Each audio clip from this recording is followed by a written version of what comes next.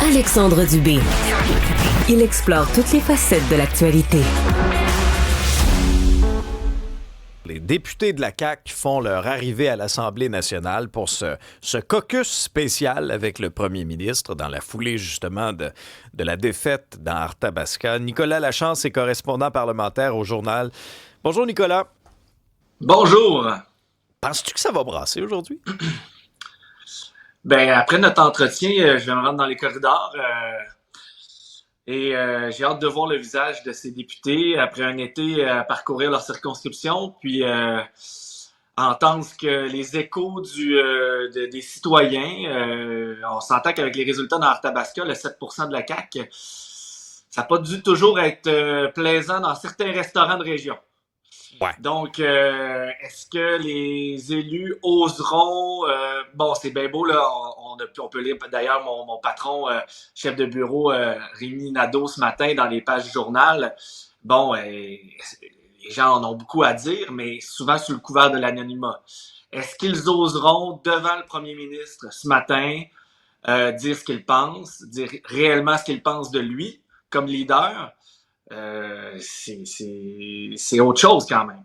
C'est beau de passer des messages par l'intermédiaire et dans l'anonymat, mais maintenant, est-ce qu'on est prêt à dire la vérité et ce qu'on pense concrètement au premier ministre? C'est ce que le premier ministre dit espérer, par contre, que tout soit mis sur la table, qu'il est prêt à écouter, on parle d'être humble à travers ça.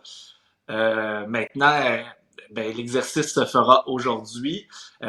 C'est pas la même chose que le petit conseil restreint du Conseil des ministres hier qui a duré plus de 5 heures, là, où chacun aurait pu dire ce qu'il pensait. On parle aussi de certaines personnes qui semblent vouloir peut-être essayer de sauver leur siège également de ministre. Pas leur siège de député parce qu'ils vont être là encore pour la prochaine année. Là, mais, donc, c'est complexe, Alexandre. Oui, parce que deux mots-clés dans l'esprit de François Legault hier, puis il le disait lorsqu'il a rencontré les journalistes, humilité, écoute. Mais là, aujourd'hui, il y a des vraies questions qui vont se poser aussi autour de la table, à savoir, tu sais, toi, est-ce que tu te représentes en 2026? Toi, c'est quoi tes intentions? Parce que lui, mine de rien, le PM, il va devoir, dans les prochaines semaines, autour de la fête du travail, faire un remaniement ministériel. Alors là, il veut savoir, là, est-ce qu'il y en a qui vont quitter le navire dans la prochaine année? Tu sais, qui tu mets en place dans ce Conseil des ministres-là pour espérer incarner une espèce de renouveau, là? C'est pas évident de faire du nœud avec du vieux, là. Ben, puis, je reviens à la journée d'aujourd'hui. Si, là, un député qui a espoir de devenir ministre décide de brasser la cage, est-ce qu'il perd ses chances de devenir ministre? Ben, très bonne Donc question. là, tout le monde va marcher sur des œufs, un peu, parce qu'on a en tête l'idée qu'on va peut-être atteindre le fameux poste désiré pour certains depuis 7 ans. Il y a des gens qui attendent depuis 7 ans là, d'être ministre. Est-ce qu'il est trop tard d'ailleurs aussi pour essayer de changer l'espèce de visage du gouvernement? Monsieur Legault a pas fait de vrai remaniement depuis la première élection. La plupart ont continué dans les mêmes chaussures après l'élection de 2022. Il y a eu quelques changements, là, bien sûr. Donc, et oui, qui veut rester? Qui veut rester à la prochaine élection? On s'entend que les derniers sondages, les résultats de la partielle dans Arthabasca, même celles dans Terrebonne avant, peut-être que certaines personnes réfléchissent déjà à leur avenir à l'extérieur de la politique. Donc, mais M. Legault, je pense, est en train de réfléchir, veut savoir qui reste, à qui il peut faire confiance. Et bon, ta question a été axée sur comment on peut changer le visage de ce Conseil des ministres-là, parce que là, pour l'instant, on a l'impression, quand on entend les analyses, c'est qu'on rebrasse les cartes avec pas mal les mêmes joueurs. Qui va se ramasser où? Mais pour la population en général, est-ce qu'on va avoir l'impression d'un changement si on fait juste changer les personnes de siège? Ça va prendre du sang neuf, des gens qui sont peut-être plus jeunes pour essayer un peu de rajeunir le caucus, le Conseil des ministres. Des gens, bon, est-ce qu'on va essayer des choses? Est-ce qu'on sera surpris? La population a besoin peut-être de voir de nouveaux visages là, au Conseil des ministres pour avoir l'impression qu'on a changé quelque chose. Après ça, il reste 14 mois avant l'élection. C'est long être à l'aise dans un siège de ministre et faire des changements.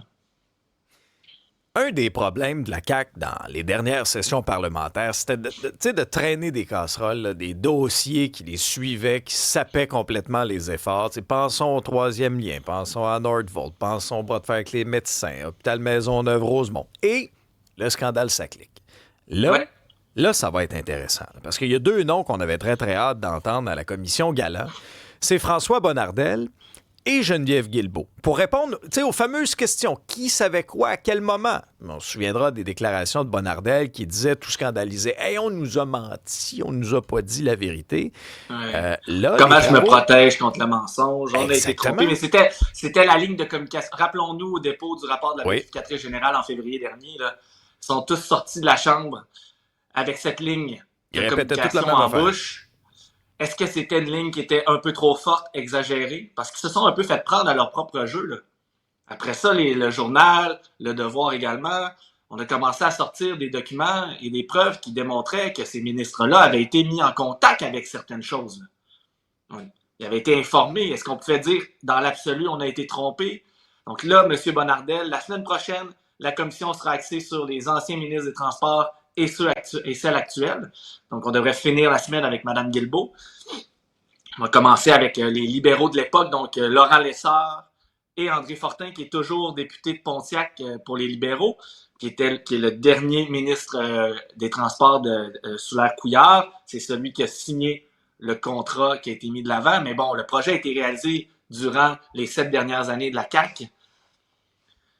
Maintenant, ils devront répondre aux questions. On a beau dire qu'on savait rien, il y a des documents qui ont été déposés, on a entendu de nombreux témoignages. Monsieur Bonnardel, il y a eu des témoignages récents, dont celui de Denis Marcellet, qui soutient qu'il a été informé de l'explosion des coûts. Donc, il devra répondre de ces affirmations. Quelqu'un ment. Qui? Oui, ça, c'est le gros point d'interrogation. C'est le gros point d'interrogation. Puis après ça, est-ce que c'est à la commission? La commission Galland, son rôle, c'est de faire un état des lieux, mais d'y aller de recommandations. Et bon, le rapport sera présenté en décembre prochain. On voit que Mme Guilbeault et la haute direction de la SAQ essaient tant bien que mal là, déjà d'essayer de changer les choses parce que là, c'est un boulet qui traîne et qui va traîner peut-être jusqu'à la prochaine élection. Le rapport, est-ce qu'il va faire mal? À qui il va faire mal lorsqu'il sera déposé? Donc, à chaque fois, on dirait que ça revient. Ils sont incapables de se débarrasser de ce boulet-là. Oui, puis as-tu remarqué, hein, les deux vont témoigner avant le remaniement ministériel. Alors, tout dépendant, qu'est-ce qui va se dire? Est-ce que le PM se garde une petite porte de sortie? On spécule.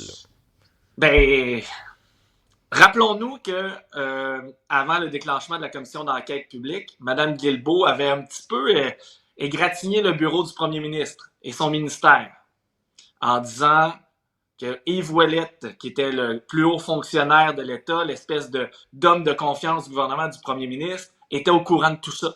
Puis c'était à lui, avant le lancement, de régler les bugs et de s'assurer que tout était prêt pour que le lancement soit bien fait. Elle a un petit peu poussé le ministère du premier ministre sous l'autobus à cette époque-là. Donc, qu'est-ce qu'elle va venir dire devant la commission? Est-ce qu'elle pourrait faire encore plus mal au premier ministre ou si elle va essayer de le protéger? Il y a un jeu de coulisses présentement là, quand même avec tout ce qui se passe à la coalition Avenir Québec. Parce que si le premier ministre... Bon, il y a beaucoup de spéculations également sur la suite des choses au gouvernement. Qui pourrait prendre la place du premier ministre s'il décide de se retirer? Je veux profiter, avant qu'on se quitte, Nicolas, de ta présence, parce que tu signes un article hyper intéressant et révélateur sur les radars photos dans le journal ce matin.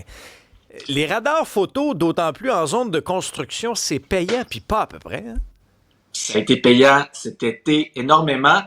Parlez-en aux résidents de Trois-Rivières qui ont dû traverser le pont. Il y en a qui en ont cumulé 1, 2, 3, 4 pour parfois des montants de 1 000, 1 500 $ en pleines vacances.